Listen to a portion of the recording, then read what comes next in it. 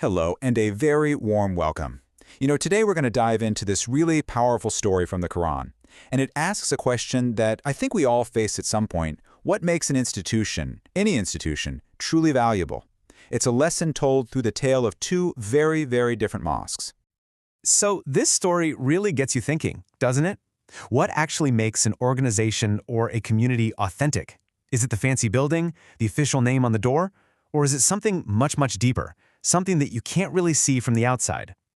And what's so powerful is how the Quran frames this question for us. It really comes down to this timeless conflict, the shiny, impressive exterior versus the solid, often hidden foundation that it's all built on. And that's the central theme we're going to explore. All right, so let's jump into our first case study. The Quran calls this one a mischief of mischief. Now, on the surface, it looked exactly like a place of worship, but its real purpose, well, that was something else entirely. And you know what's wild? The Quran is super specific about why this place was so corrupt. It wasn't just vaguely bad.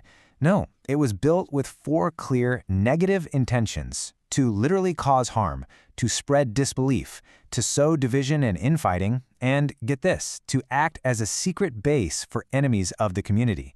It was a front, pure and simple. So, what did the builders say when they got called out? I bet you can guess. It's a classic excuse we've all heard, right? But we only intended the best. It's that go-to defense for actions that are obviously destructive.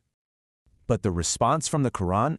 It's immediate, and it doesn't pull any punches. It says, "And Allah bears witness that indeed they are liars." The point here is so crucial. Their actions screamed so much louder than their words. You can't just whitewash a destructive reality with claims of good intentions. Their deeds told the real story. Now, let's flip the script and look at the second case study, the mosque that's held up as the ideal. This is the institution that was built from the ground up on a foundation that was pure, solid, and completely virtuous. And the key to understanding this place all comes down to one incredibly powerful word: taqwa. Taqwa is this deep concept of God consciousness, of righteousness, of living your life with a constant awareness and respect for God. And this wasn't some afterthought. This mosque was founded on taqwa from its very first day. The difference between these two places is so night and day that a direct command is given: never, ever stand for prayer in that first mosque, the one built for harm. But why? Well, because participating in its rituals, even if your own intentions are good, would basically give a stamp of approval to its corrupt function. It's a huge statement about not validating harmful institutions. Now, to really make this lesson stick, the Quran gives us this brilliant visual metaphor. It's one that just perfectly captures the difference between these two projects, and it is all about the foundation. So imagine two builders. On one hand, you have someone who builds on a foundation of taqwa, seeking God's approval. It's solid, it's secure, it's stable. But then, on the other hand, you have someone who builds their project right on the edge of a crumbling, collapsing cliff. Its very design is selfish, its foundation is treacherous, and you just know it's not going to end well. And remember, this isn't just about buildings. It's a metaphor for any project, any organization, maybe even our own lives. And as you'd expect, the outcomes couldn't be more different. The building on the solid foundation, it receives light, guidance, safety. It's blessed. But the one on the cliff's edge, it doesn't just fall. The text says it collapses, taking its builder right down with it into ruin and fire. It's just this incredibly vivid picture of total destruction. Okay, so if the foundation is everything, then who are the right people to be building and taking care of these righteous places? The Quran doesn't leave that up to chance. It actually gives us a very clear profile for what true custodians look like. And it really comes down to these four pillars. True leadership needs that deep inner faith, right? Believing in God and the last day.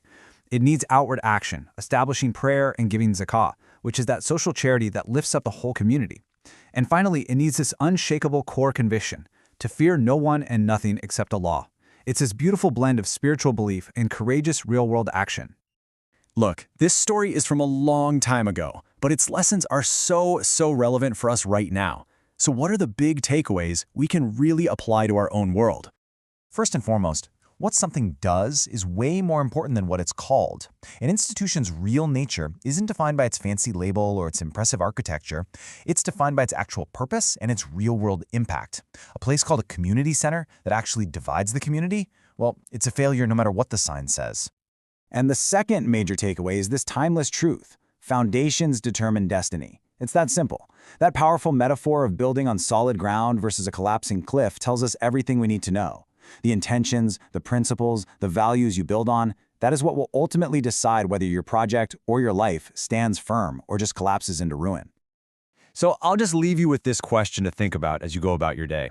How solid are the foundations of the institutions we build, the ones we support, and the ones we put our trust in? Thanks so much for joining me to explore this.